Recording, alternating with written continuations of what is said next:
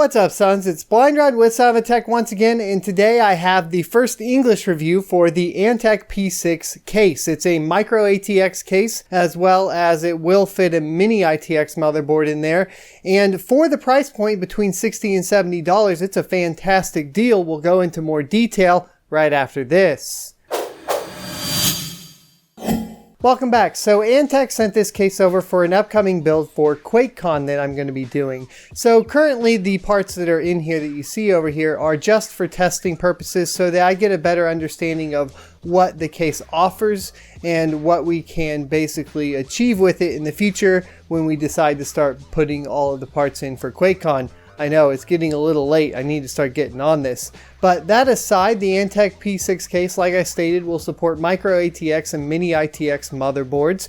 It does come with a riveted in PSU shroud, which does make it a little hard to go ahead and remove, as well as to paint and customize. However, that shouldn't be that big of a deal. You can watch my video up here on how to drill out rivets in PC cases, and I'll be also showing you guys how to go ahead and re-rivet it once we get all those parts back. Other than that, if you look around the case, you're going to have a pretty nice, sleek, unassuming look. It does have an LED in the front, which is really interesting, that reads Antec, and you can actually remove that or just not plug it in. The thing is that LED housing unfortunately does block quite a bit of airflow at the bottom for the bottom 120 or 240 millimeter fan, this depending on what you want to go with. Now, radiator support is lacking, to say the least. At best, you're going to be able to put a 240 millimeter radiator in the front with a 120 millimeter in the back. And then if you go with either motherboard, if you want to, you could in the front feasibly fit another 120 millimeter radiator, provided you're going to be doing custom cooling. Obviously, if you're going to be putting something in like an AIO, you're pretty much going to be stuck with the 120 millimeter option in the rear or the 240 in the front. I did verify the 280 millimeter will not fit in the front because there's not any clearance on the left and right sides or within that cutout for that PSU shroud. Now, for cable management, it does offer quite a bit, but it doesn't come with any rubber grommets, so you are going to have to basically tidy them up on your own with some cable ties and so on and so forth. Luckily, if you've ordered an Antec power supply along with it, you should get some Velcro, which is what we used in this particular build. Drive support's going to be basically 2 SSDs on the back side, and it's pretty easy to mount. However, they are not screwless, so you will have to screw the SSD into the actual tray and then place it back into the case. Now, for the larger drives, you do have 2 3.5-inch drives in the bottom, and that drive cage is removable. You just flip the case over and there's 4 screws and you can remove that, which I would recommend because if you're going to be putting in a normal size power supply, it's going to be hard to tuck those cables in behind it. Basically, you'll need to install the cables. I don't see that being very easy with, of course, a non-modular as well, because it's going to have that big rat's nest. It will make cable management pretty difficult unless you go with at least a semi-modular power supply, if we're talking about a full-size power supply here like we used. Now, that is solvable, like I said, if you are not using any 3.5-inch drives, by just removing that cage, and then you have all the room in the world, and probably too much room, to be quite frank with you. Now, the rest of the features of the case will be that it has basically the power button, reset switch, and then you have 2 USB 3.0, and then your audio, your front panel audio, to be very clear there. The lacking thing here is that it did just release and there's no USB-C. I would like to see USB-C on pretty much every case that gets released now or from here on out, just because that's a pretty standard thing to have at this point, and not having it on here is most likely a cost-cutting measure, but they've cost-cut in a few other areas that I think cost-cutting with the USB-C is kind of meh. I'd rather see that than everything else that's on the case. Now, it is tempered glass, but it's not tinted tempered glass. I actually prefer this over the tinted temper because the tinted tempered is pretty hard to see through. You can't see through it at all unless you do some really bright white lights.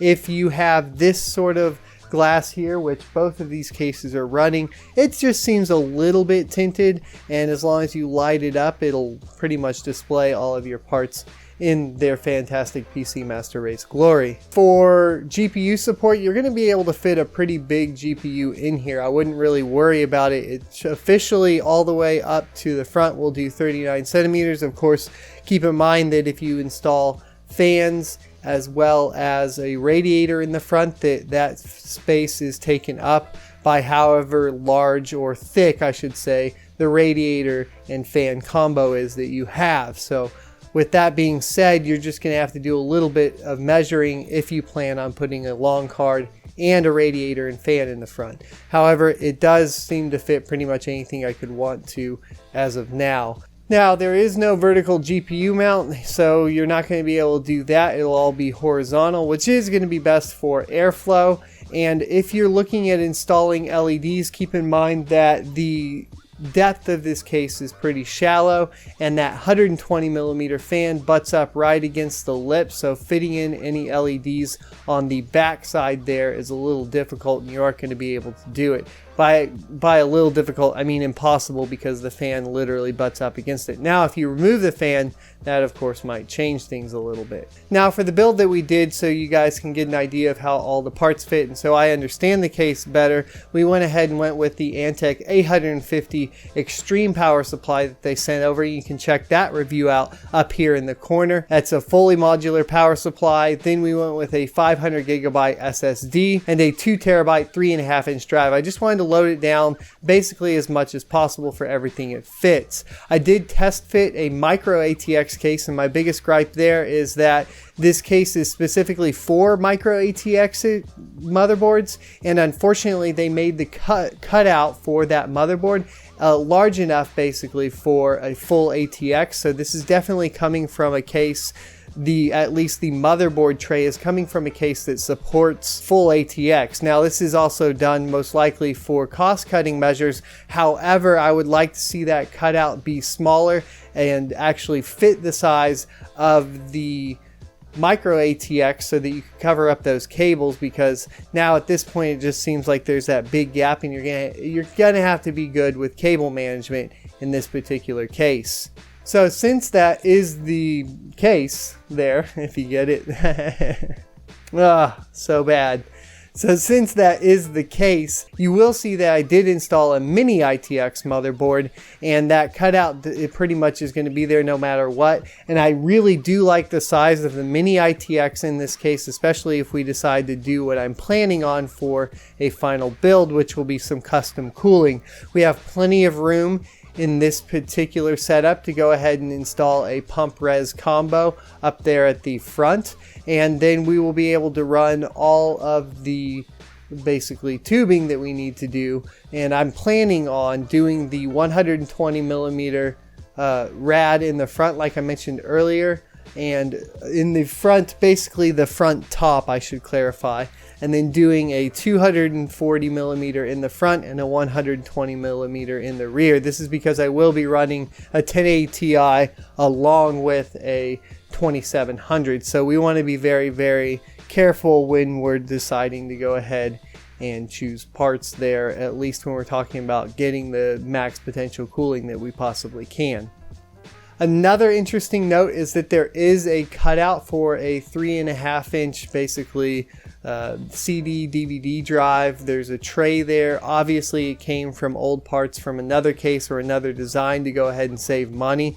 That cutout is there, which means there is potential for possibly putting in a pump res 3.5 inch basically pump res combo, which would be kind of interesting, and that might be something I would look at. The only downside in this particular case with what I'm doing is that it would block the 120 millimeter up top, and it does though actually have the holes to go ahead and screw in the entire assembly oddly enough, so that might be something we could do. That pretty much covers everything I can think about the Antec P6 case. If I missed something or you have questions about something, let me know in the comment section below. You can also come chat with me live every night at 9 p.m. Central Standard Time on twitch.tv/sonofatech_, or come over to our Discord. Links for all of that will be in the description below, along with the Amazon affiliate link for the product we just reviewed.